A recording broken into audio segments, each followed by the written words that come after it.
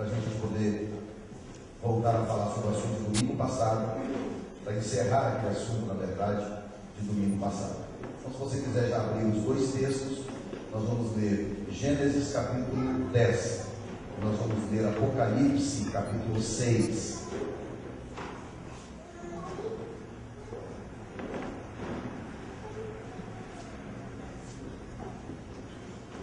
Glória a Deus. Pedi um bombeiro, por gentileza, para pegar com a minha esposa lá o meu óculos, que está com ela.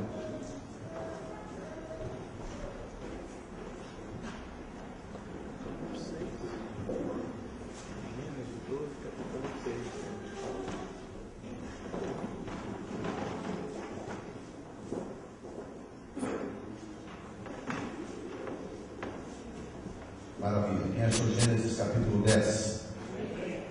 Eu não achei ainda, então paciência comigo.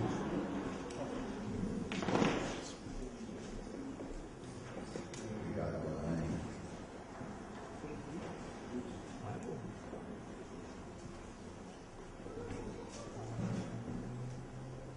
Gênesis capítulo 10 diz assim: Estas são as gerações dos filhos de Noé, Sem, Cã e Jafé.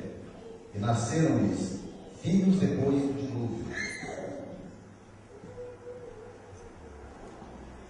Nasceram-lhe filhos depois do dilúvio. Os filhos de Jafé são Gomer, Magog e Madai, e Javã, e Tubal, e Meseque e Tiras. Os filhos de Gomer são Askenaz, Rifate e Togarma. E os filhos de Javã são Elisá e Tarsis, e Quitim e Dodanim. Porque estes foram repartidas as ilhas das nações nas suas terras, cada qual segundo a sua língua, segundo as suas famílias, entre as suas nações. Os filhos de Cã são Cuxi, Israel, Put e Canaã. Os filhos de Cuxi são Seba, Avilá, Sabtá, Ramá, Sabtecá, e os filhos de Ramá são Sabá e Dedã. Por favor, coloque nenhum desses nomes dos seus filhos. Verso 8: E Cuxi gerou a Nimrode. Este começou a ser poderoso na terra, e este foi poderoso caçador diante da face do Senhor, pelo que se diz, como Nimrode, poderoso caçador diante do Senhor. E o princípio do seu reino foi Babel, e Ereque e Acade Calné, na cidade de Siná, ou Sineá, dependendo da tradução. Dessa mesma terra saiu Eliassíria, que ficou a Nínive, e Reobote-Ir e Calá, e Rezém entre Nínive e Calá. Essa é a grande cidade. E Misaim gerou a Lodim, e Anamim, e Leabim, e Neftuim, e a Patruzim, e a Casuim, de onde saíram os filisteus, e a Caftorim. Agora vamos lá para Apocalipse capítulo 6.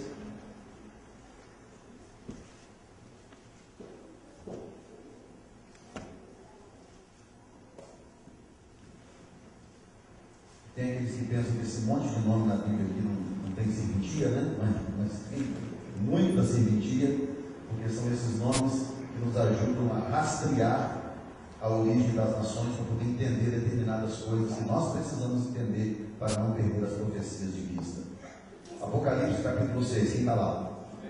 E havendo um cordeiro aberto, um dos selos, olhei e ouvi um dos 4 animais que dizia, como em voz de trovão, vem e vê. E olhei, e eis um cavalo branco, que estava sentado sobre ele, tinha um lago, e foi-lhe dada uma coroa, e saiu vitorioso e para vencer.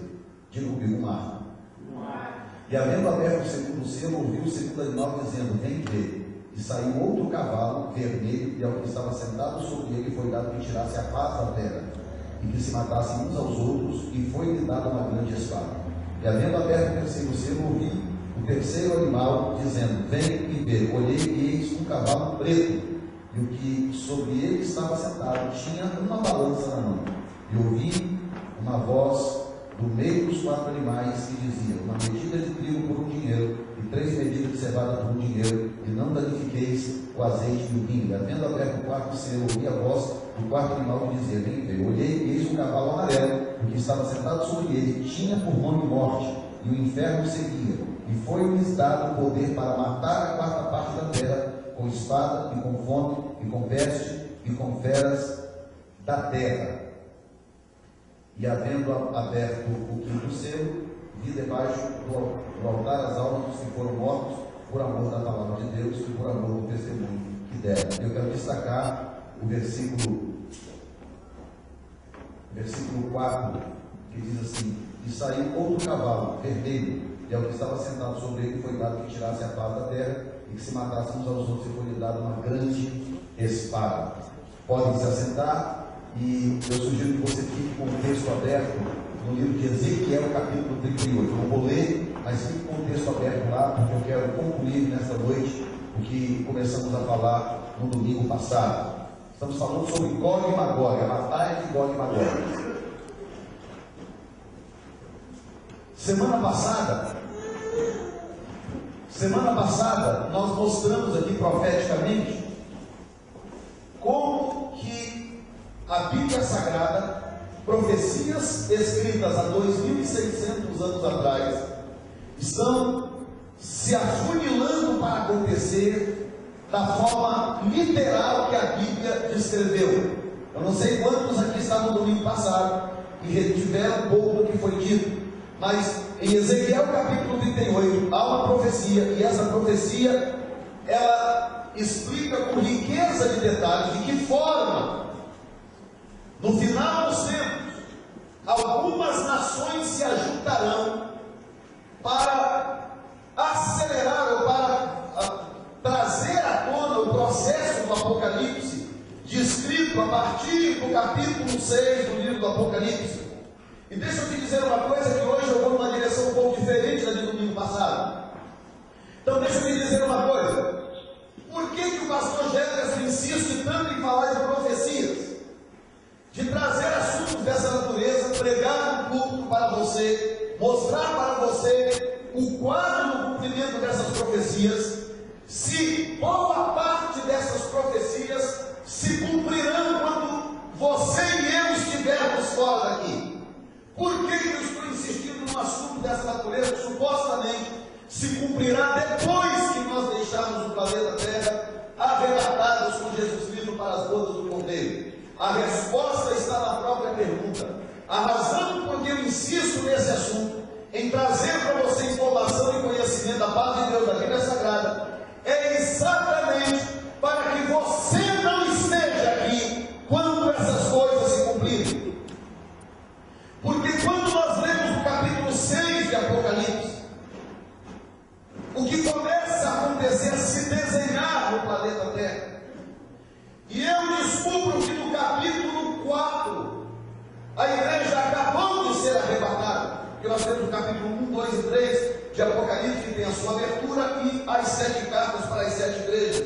Quando termina a 7ª carta para a 7ª igreja, que é a igreja de Laodiceia, que é comparada pelos estudiosos, pelos teólogos, como um tipo, como um símbolo da igreja presente, porque as 7 igrejas falam de 7 eras da igreja ao longo da história. Então, cada uma daquelas igrejas descritas no Apocalipse reflete a realidade de uma igreja numa das eras da história. São 7 eras, 7 igrejas. E, portanto, a igreja, última, 7ª igreja, é a igreja do tempo do fim, a igreja dessa era chamada no Apocalipse de igreja de Laodiceia. Agora, onde é que está aqui o ponto que nos interessa? É que no final da carta da igreja de Laodiceia, o Senhor Jesus diz assim: diga que eles comprem de mim colírio. E Deus, a palavra de Deus, adverte aquela igreja de Laodiceia, que é símbolo da igreja de hoje, que ela, embora suponha que é rica, que está abastada, que não tem falta de nada, a Bíblia diz que essa igreja é miserável, pobre, cega e nua. Miserável, pobre, cega e nua. E essa igreja, com essas 4 características, ela representa diante de Deus uma postura como se estivesse nadando em santidade, como se estivesse nadando em bênção, nadando em virtude diante de Deus. Mas Deus denuncia dizendo: não, vocês são miseráveis, pobres, cegos e nus. E eu aconselho que vocês comprem de mim ouro refinado e colírio, para que vejam. Isso no final do capítulo 3. Quando chega no capítulo 4, João tem a visão da porta aberta no céu, e ali é o momento que Paulo descreveu chamou de arrebatamento da igreja. E eu vou explicar aqui, pelo menos por uns 3 ou 4 minutos, por causa dos novos convertidos, o que é o arrebatamento da igreja. O arrebatamento da igreja é um evento que acontecerá em algum momento no futuro, quando Cristo voltará e Ele tirará a igreja, que são as pessoas que o confessaram como seu Senhor e Salvador. Ele tirará essas pessoas do planeta Terra e levará essas pessoas para as mansões celestiais, para o lugar das bodas do Cordeiro, que é dentro do templo celestial no céu, onde Deus habita. E ao tirar a igreja da terra, a terra passará por um julgamento que durará 7 anos. Então, o gatilho do julgamento é o arrebatamento da igreja. A igreja vai ser tirada da terra, e quando a igreja for tirada da terra, o gatilho do julgamento dispara. E no domingo passado eu dei aqui uma informação que eu também descobri agora recentemente, que a Bíblia fala em Mateus capítulo 25, versículo 6, que à meia-noite ouviu-se um grito. À meia-noite ouviu-se um grito. Diga comigo, à meia-noite ouviu-se um grito. A Bíblia conta a história das virgens prudentes e imprudentes, e que está esperando a vida do noivo. E essas virgens prudentes e imprudentes, elas são símbolo dos membros da igreja. É muito interessante essa parábola, preste atenção, porque essas virgens não são a noiva, porque nenhum noivo casa com 10 noivas. Então essas 10 virgens de Mateus 25, elas não são a noiva. Pouca gente percebe que a noiva não aparece no texto. Aparecem as 10 virgens e o noivo. Quem são então essas 10 virgens?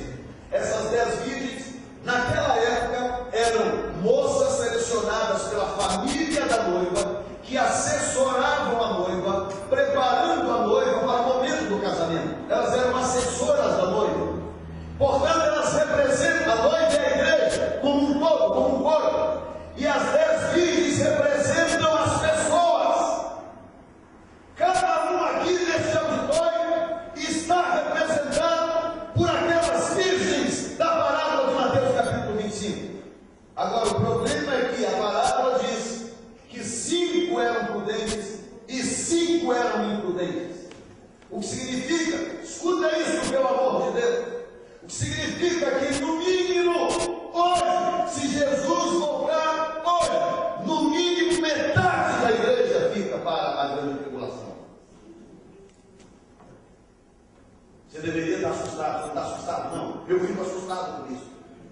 Metade! Imagine partir esse auditório, tudo bem, metade desse auditório e metade ficar.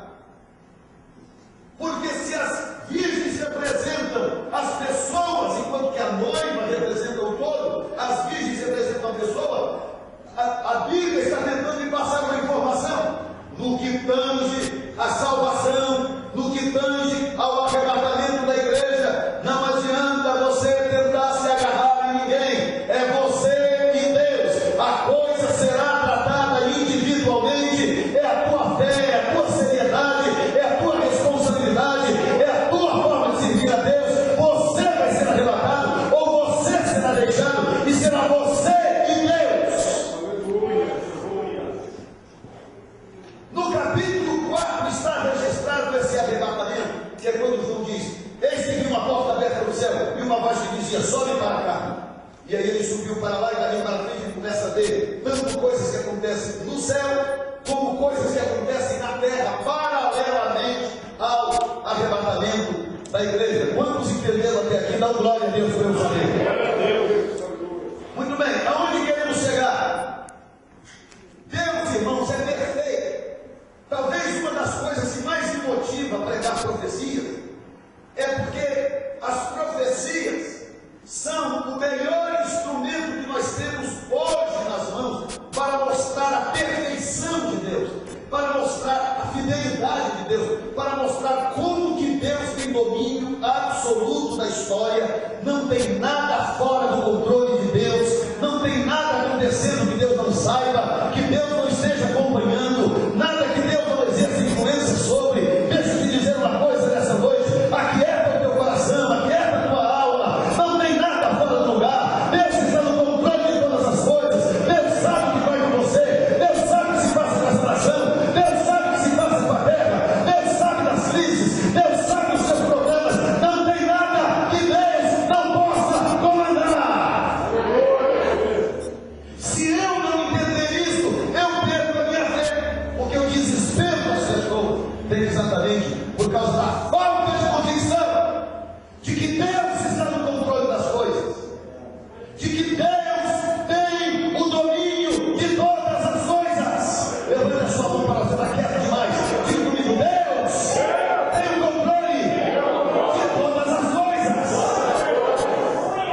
problema quieta no teu coração. Pastor, o senhor está falando isso, o senhor não sabe a situação que eu estou vivendo, a dificuldade, o drama, não sei o que, o desafio, o problema, realmente eu não sei. Eu não tenho como saber a história de todos, mas eu tenho certeza de uma coisa: problemas piores do que o seu, problemas maiores do que o seu problema é um problema. Deus lida com o problema da humanidade inteira, Deus lida com o problema de todo o planeta Terra. Deus conhece a história de cada um, de cada pessoa, a história de cada indivíduo, a história de cada família. Deus sabe dos dramas, dificuldades, perdas, prejuízos. Deus sabe de tudo, absolutamente tudo. Nem por isso ele está desesperado, nem por isso ele perdeu o controle. Ele tem a coroa sobre a cabeça, está sentado sobre o trono. Deus ainda é Deus. Por isso, profecias têm esse poder de mostrar para nós coisas tremendas. Veja isso, que coisa interessante. Porque nós ainda estamos dentro do assunto Gog e Magog. Eu quero mostrar aonde isso nos afeta.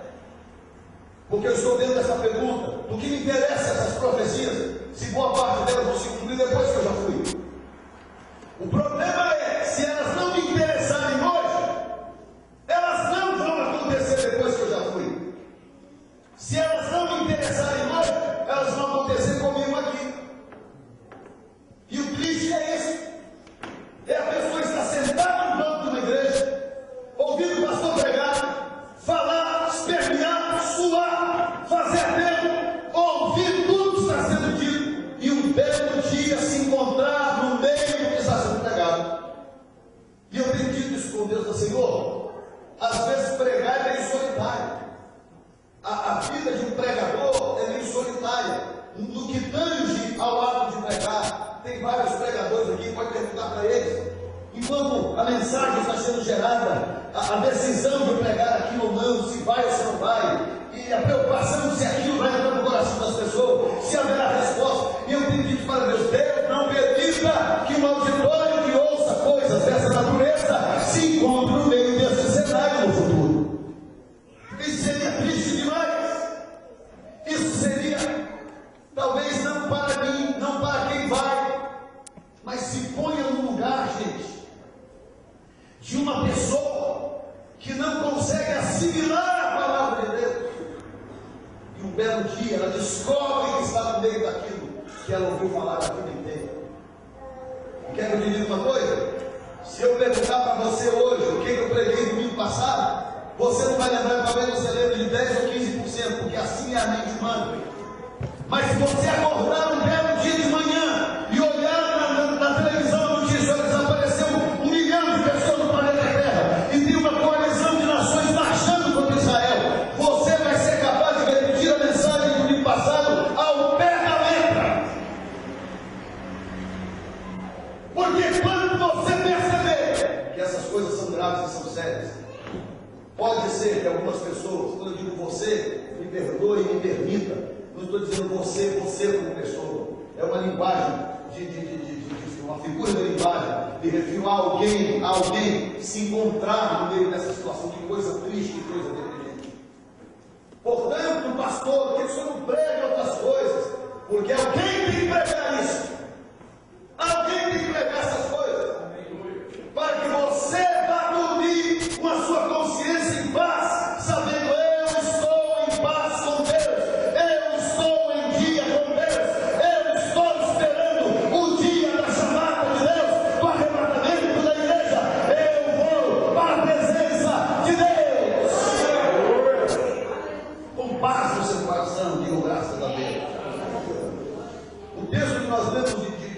Gênesis 10, não dá para ler tudo, todos os detalhes, mas fala da distribuição dos povos e das nações na terra, e apresenta da seguinte forma: os filhos de Jafé, que são os que compõem esse conglomerado de nações no fim dos tempos, são 3 filhos de Noé: Sem, Cã e Jafé. Sem, Cã e Jafé. Embora o nome seja sempre memorizado assim, mas por ordem de idade é Sem, Jafé e Cã, porque Jafé era filho do meio. Sem, Jafé e Cã. E esses 3 filhos são os pais das nações. Agora, olha que coisa impressionante. Quando as nações foram através de Sem, Cão e Jafé, imagina quantos povos foram gerados. Você não tem como adivinhar? 70 povos. A Bíblia apresenta 70 nações e foi dividida mais ou menos assim. 30 nações saíram de Cão. Essas nações são chamadas de cananeus, de um modo geral, que envolve uma série de tribos, de povos nômades daquela época. E este povo são os descendentes de Cão. Eles se estabeleceram primeiramente ao norte de Israel, na região que hoje é a Síria. Estabeleceram a primeira civilização dos celtas, chamada Sumérios, a primeira civilização. Só que eles foram expulsos de lá, porque o primeiro reino, que foi o reino da Assíria, expulsou eles de lá e eles desceram para o sul e eles compuseram o que hoje é a África. Então os povos do sul são aceitos pelos linguistas como filhos de Cão. Então, olha só, quando Noé lançou uma palavra de maldição sobre Canaã, filho de Cão, a descendência de Cão, ele disse que Canaã serviria aos seus irmãos. Lançou uma palavra de maldição sobre ele, porque Cão desrespeitou o pai, desrespeitou uma autoridade, e enquanto o pai estava embriagado, ele olhou o pai nu, e segundo alguns exegetas sugerem, por causa de termos hebraicos que estão ali, sugere que ele tenha talvez até estuprado o pai.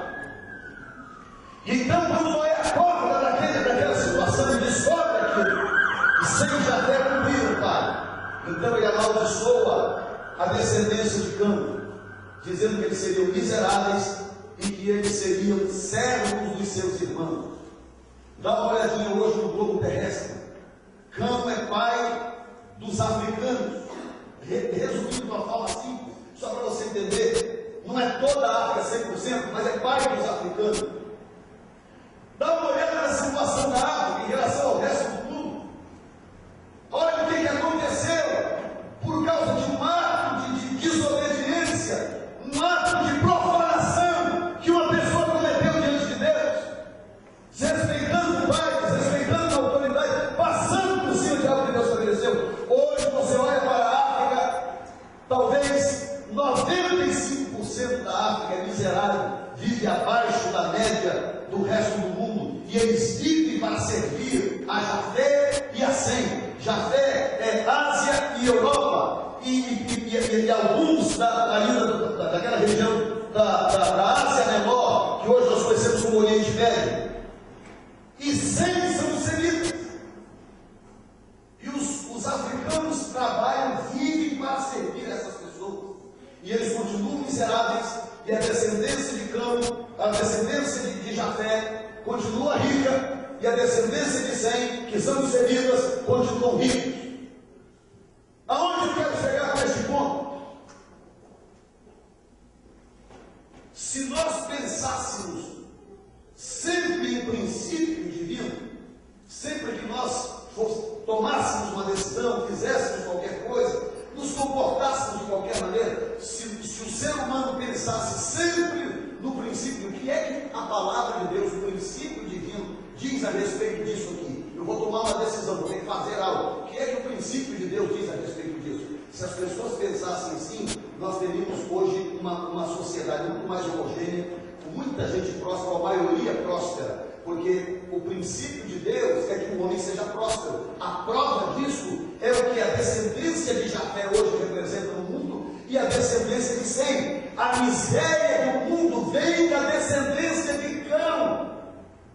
A miséria não vem da descendência de Jafé, nem da descendência de Sem. Quem trouxe a miséria ao mundo foi a descendência de Cão. Então, se Cão não tivesse feito o que fez com o pai, nós não teríamos esse grau de miséria que nós temos hoje no mundo. Quantos estão me acompanhando? Você olha hoje para os irmãos que foram para a África, você olha hoje para aqueles países, é uma coisa absurda. Você acha que você viu pobreza no Brasil? É algo absurdo, absurdo, absurdo. Abaixo da média brasileira, centenas de vezes. A miséria está toda lá. E por causa dessa desigualdade que a miséria causa uma série de distúrbios e de desequilíbrios no resto do mundo. Por quê? Por causa da miscigenação.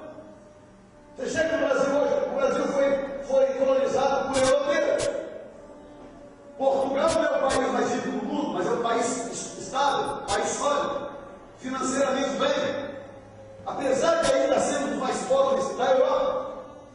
Se o Brasil fosse colonizado só por Portugal e desse ou pelos holandeses, como na época houve a possibilidade, e ainda a possibilidade dos franceses, o Brasil seria hoje um país de nível europeu, tranquilamente, feliz da vida, quem sabe aí talvez um dos países mais fortes do mundo.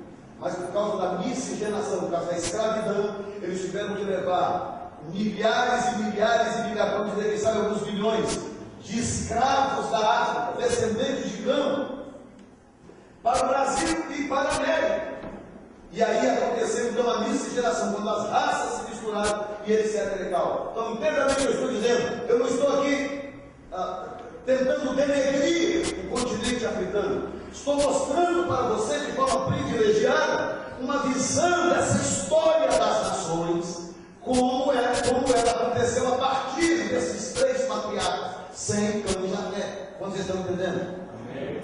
30 filhos de Cão, ou 30 nações vieram de Cão, 26 nações saíram de Sem, e 14 nações saíram de Jafé, um total de 70 nações. Aí você entende, e eu só entendi isso agora recentemente, você entende por que o número 70 na Bíblia acabou assumindo uma característica tão globalizada, uma noção de globalização, de um todo, de uma completude. Algumas pessoas não entendem por que o número 70 é usado na Bíblia para mostrar um todo, mostrar uma completude. 70 porque não sei, que não 50 que é redondo. Porque o número 70 é o número que representa este quadro de nações do mundo a partir dos 3 filhos de Noé. Quantos entenderam isso? Digam graças a Deus. E nós temos, escuta isso, 3 cenas na Bíblia em que Deus usa o número 70 para dar uma resposta profética às nações. A primeira está em Êxodo, capítulo 1, versículo 5. Diz assim: todas as almas, pois, que procederam da coxa de Jacó, foram 70. José, porém, já estava no Egito. Quando Jacó desceu para o Egito, a Bíblia diz claramente, quando começa aquele processo, aquela história que você sabe onde é que vai dar. Depois, lá na frente, 430 anos, o povo sai com Moisés, aquela história toda. 70 pessoas! Profeticamente, Deus estava dando uma resposta, dizendo o seguinte: não importa de onde você veio, para onde você vai, não importa qual é o seu gênero, não importa qual é a sua origem, se você é origem de africano, se você tem olho verde, azul, cabelo bom igual o meu, ou cabelo ruim igual o do Vitor. Não importa, o que importa é que, de onde quer que você tenha vindo, há um projeto de resgate de Deus para a sua vida e para a sua raça.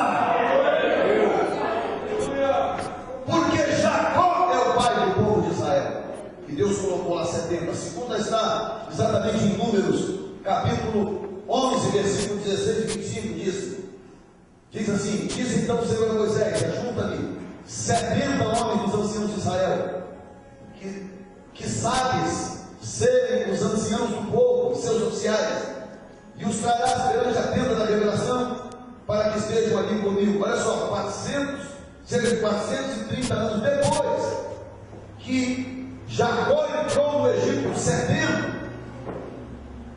430 anos depois, Deus chama Moisés, diz: Moisés, você não pode carregar essa missão sozinho. Então, nós vamos ter que transferir dessa autoridade, dessa missão que eu dei a você, nós vamos ter que transferir para outro. Então faz o seguinte: reúne 70. Da onde Deus tirou esse número? Me diga, pelo amor de Deus, da onde que Deus tirou esse número? Reúne 70 homens. Por que 70? Por que não 50? Por que não 100? Por que não 12? Por que 70? Porque Deus está mandando um recado para os povos, dizendo: olha, haverá consequências. Diga comigo, as consequências são inevitáveis. Então olhe para mim aqui agora, preste atenção. Tudo que eu e você fizermos tem consequências. Não se iluda. Tudo que nós decidirmos hoje haverá consequências amanhã.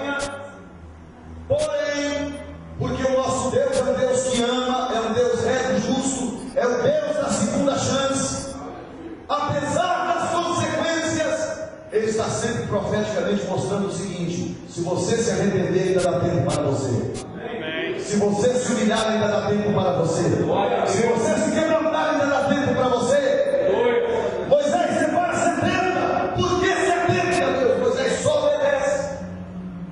Só obedece. E por fim, não podia deixar de ser Lucas capítulo 10, versículo 11. Jesus, o próprio Jesus, diz: e depois disso, designou o Senhor outros 70 e os enviou diante de si, de dois em dois, a todas as cidades e lugares onde ele havia de ir.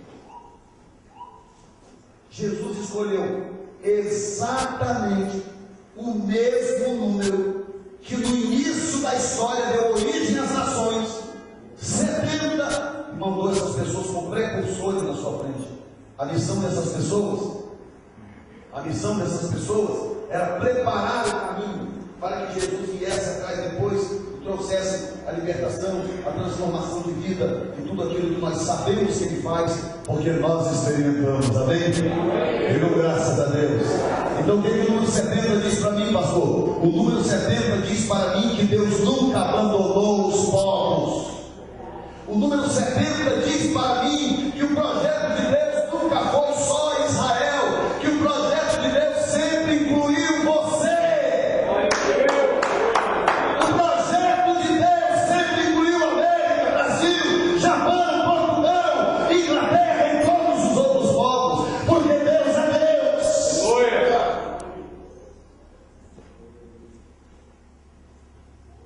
Capítulo 6 de Apocalipse nos mostra uma coisa muito séria, porque como o arrebatamento acontece no capítulo 4, imediatamente no 6, esses cavalos são liberados para causar a destruição que tem que causar, e a razão por que eu li lá, porque a semana passada eu já li Ezequiel 38, é que o cavalo vermelho do Apocalipse, ao que tudo indica, representa exatamente o que está acontecendo em Ezequiel capítulo 38 e 39, que é a coalizão de nações, um ajuntamento de nações, um acordo de nações contra Israel. Agora aqui eu preciso te dar uma explicação, entendendo. Algumas pessoas confundem 3 eventos na Bíblia. Há 2 eventos na Bíblia chamados Gog e Magog. Nós lemos os textos na semana passada. Ezequiel capítulo 38 fala de um Gog e Magog. Apocalipse capítulo 20 fala de outro Gog e Magog. E Apocalipse capítulo 16 fala do Armagedon.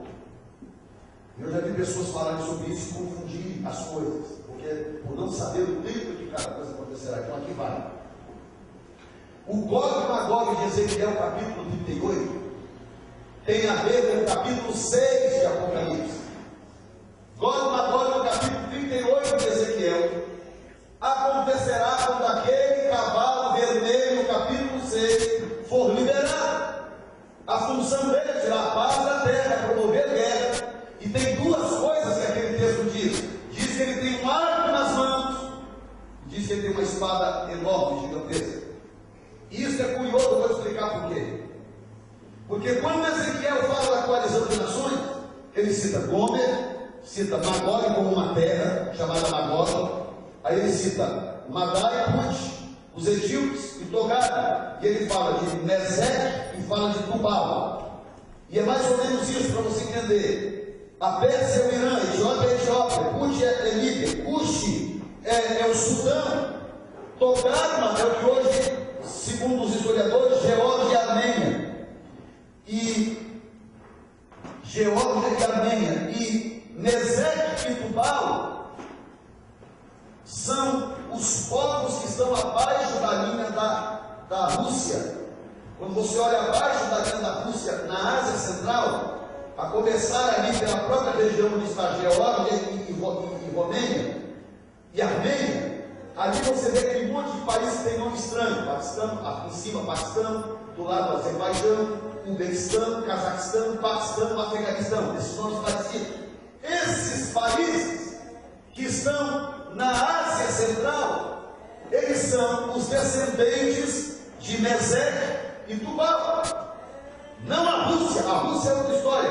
A Rússia é descendente de Askenaz, um dos filhos de Gomer. É uma outra história. Por isso é que eu disse semana passada que Rússia não tem a ver com essa coalizão direta. A Rússia não vai marchar contra Israel. O que a Rússia vai fazer, já está fazendo. Aqui está um livro que eu comprei há pouco tempo atrás, chamado O Apocalipse de Ahmadinejad, o presidente do Irã. E o que ele está fazendo é usando a Rússia como apoio. A Rússia não é aliada do Irã. A Rússia tem interesses econômicos e militares com o Irã. Porque você vê agora, o Brasil está tentando comprar 50 caças. Os Estados Unidos, a França e a Suécia estão disputando a unha o direito de desses caças. Sabe por quê? Porque dá 20 bilhões de dólares. Vender 50 caças para o Brasil significa criar dentro do país uma quantidade infinita de empregos, além de lucros e dividendos e coisas dessa natureza. Quem está entendendo? Então, o que é que a Rússia tem a ver com isso, já que Askenaz não aparece na lista de Ezequiel? Askenaz, o fundador do povo eslavo, não aparece aqui.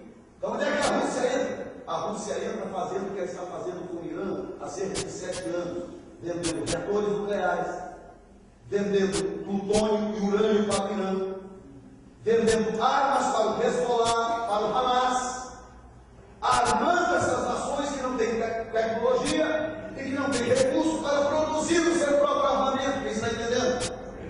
Agora, imagine o que acontecerá, porque todas as nações, exceto uma, todas as nações da coalizão Gog e Magog de Ezequiel 38, que vai acontecer no início da grande tribulação, são muçulmanas, com exceção da Armênia, que não é 100% muçulmana. Tem uma sociedade muçulmana, mas a maioria lá é cristã. Fora isso, todas as outras, Paquistão, Uzbequistão, Azerbaijão, Afeganistão, e Turquia, Irã, Iraque, todas elas são 100% islâmicas. Agora, presta atenção comigo aqui. Quem aqui gostaria de estar no planeta Terra, onde o líder supremo do mundo será um radical muçulmano, bem parecido com esse aqui? Cadê o livro? Aonde? Bem parecido com esse doido aqui. Quem gostaria de estar no planeta Terra, onde a maioria absoluta é islâmica, onde aquelas leis absurdas pegaram pouco tempo atrás um menino de 8 anos, essa imagem está no YouTube, mas não assista se você não tiver um coração de ferro, porque eu quase morri de tanto chorar. Pegaram um menino de 8 anos, que estava morrendo de fome, que roubou uma laranja de uma mesa, de uma banca. Pegaram esse menino, botaram a mão dele e passaram com uma roda de um trator por cima da mão dessa criança.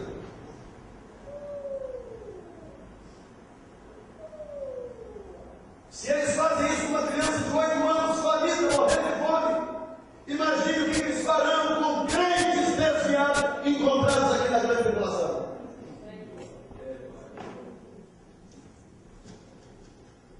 Está entendendo porque é complicado pegar essas coisas? Agora, essas pessoas aqui, algumas coisas que estão aqui dentro, eu ainda tenho 20 minutos, estou adiantadíssimo hoje. Escute isso aqui, pelo amor de Deus. Respira fundo aí.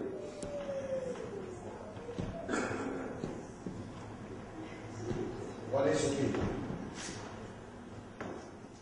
Mark Hitchcock, autor de Irã, a Crise e a Caminho.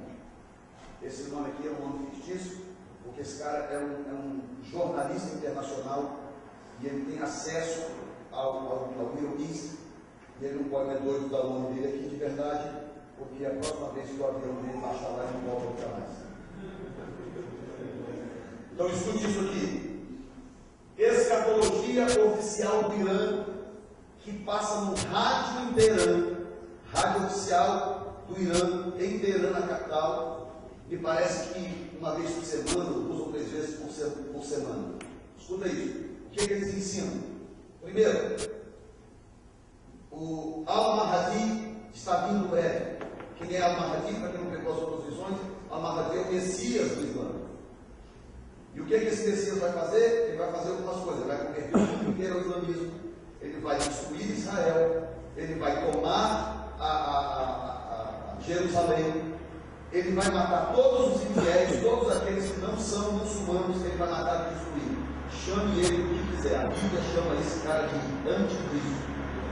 Fazendo essas coisas, ele é o anticristo. Segundo lugar, o Al-Mahdi está vindo breve. Segundo lugar, ele está esperar pela sua vinda. Aqueles que esperam pela sua vinda, melhor dizendo, a espera pela vinda dele é chamado de a espera da redenção. Segundo lugar, o mestre Mahdi é um descendente direto do profeta Maomé. Quarto, ele aparecerá de repente. Falou? De repente. Porque ninguém sabe o dia nem a hora, porque ele só pode aparecer depois que a igreja sair da terra, ninguém sabe o dia e a hora do arrebatamento da igreja. Número 5. Uma voz do céu o anunciará sua aparição no lugar santo em Meca, que é a cidade santa do Islã. Que vai aparecer, uma voz do céu vai anunciar e vai surgir pela primeira vez em Meca, na Arábia Saudita. Agora escute isso.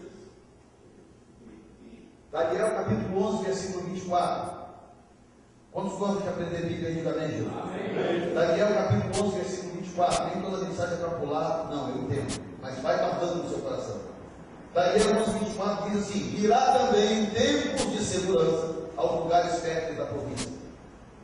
Diz que o anticristo virá em tempos de segurança aos lugares férteis da província. Agora você vê Ezequiel capítulo 38, e a profecia diz exatamente que quando Israel estiver habitando em segurança e a cidade estiver sem muro, então God, que é o cabeça dessa coalizão, virá contra Israel. Enquanto que Daniel 11, 24 diz que o anticristo virá também em tempos de segurança aos lugares férteis da província. A palavra província aqui é Medina, em hebraico, Medina. A palavra fértil aqui é óleo, petróleo. No hebraico, a palavra fértil quer dizer petróleo. A palavra província quer dizer Medina. Então, literalmente, ele vai se apossar do petróleo de Medina, que são os postos mais ricos de petróleo do mundo. Agora, escute isso aqui. Ele será anunciado por uma voz divina na Santa Meca.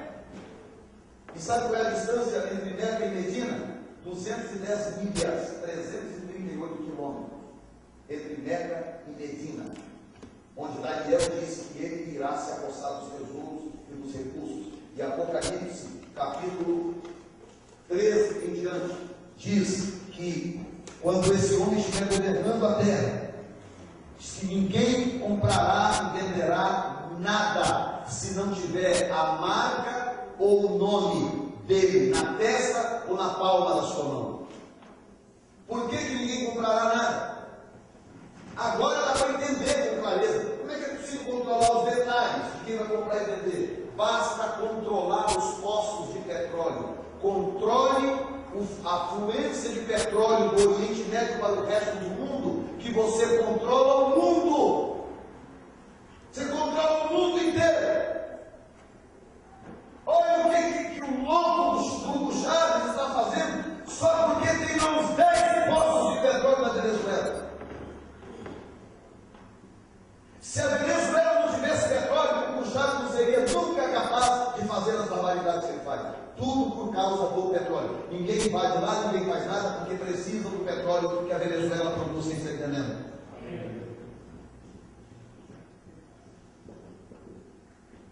E Apocalipse capítulo 6 diz para mim tudo aquilo que eu não quero ver,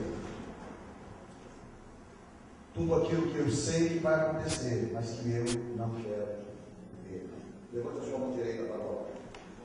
Diga comigo: Senhor, Eu creio na tua palavra. Eu não quero jamais ser encontrado nesse cenário. É por isso que tu és o meu Deus e o meu Salvador. Por fim, deixa eu te dar só dessas últimas informações. Diz assim: palavras do Ahmadinejad, olha aqui. Depois de uma confrontação catastrófica com as forças das trevas, Al-Mahdi liderará o mundo a uma era universal de paz. Eu falei de 3 eventos. O primeiro é de Ezequiel 38, fala de Gog e Magog, que vai abrir a grande tribulação. Por isso que a coisa vai acontecer dessa forma. Acontece Gog e Magog, as nações do Oriente Médio, do norte do Oriente Médio, incluindo a Síria, incluindo o Irã, incluindo os países do centro da Ásia, se organizarão e irão marchar contra Israel. A promessa de Deus é que eles virão a Israel pelo norte de Israel. É uma região ali onde está o Líbano. Quem vê notícias sabe disso. E tem uma região ali chamada Colinas de Golã. Perto das colinas de Golã tem uma área enorme onde eles acamparão contra Israel. Mas Deus diz em Ezequiel 38 que Ele bradará do céu e Ele destruirá os exércitos de Gog. E a perda que eles sofrerão, todo aquele exército gigante que virá contra Israel, será uma perda gigante, uma perda destruidora, que Israel passará 7 meses enterrando os corpos. Ezequiel 38, 39. Vão morrer tantos que Israel levará 7 meses.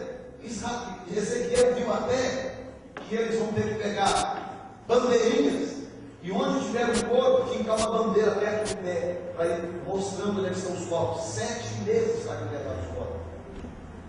É por causa disso que virá o suposto tratado de paz.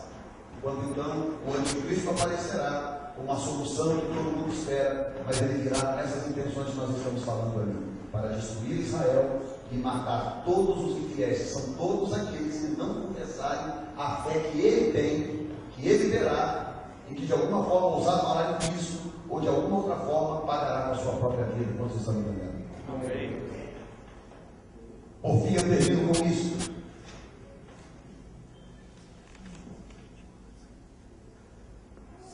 O que a Bíblia está tentando me dizer com Apocalipse capítulo 6 é exatamente isso. Como a última carta da igreja termina no capítulo 3 e a igreja é arrebatada no capítulo 4, a Bíblia está me dizendo, através inclusive de outros textos, de outros lugares, quando fala do princípio de dores, guerras, rumores de guerra, a Bíblia está me dizendo que isso não vai acontecer assim de uma hora para outra. A Bíblia está me dizendo que as coisas estão sendo pré-anunciadas. Hoje eu tenho que abrir os meus olhos, eu tenho que despertar e acordar para ver o que os acontecimentos mundiais me anunciam. Que essas coisas estão se formando. Igreja do Senhor, desperta para a tua fé e olha para o cenário mundial. Não se iluda, as coisas não vão para sempre. Há um fim para as coisas e nem tem como ir para sempre. Agora, a própria ciência, você sabe quem está pregando agora o Apocalipse? Não são mais os pastores, não, são os cientistas. Cientistas estão pregando o Apocalipse. Se nada que está escrito na Bíblia fosse verdade, nada, vamos dizer que o Apocalipse é tudo mentira, tudo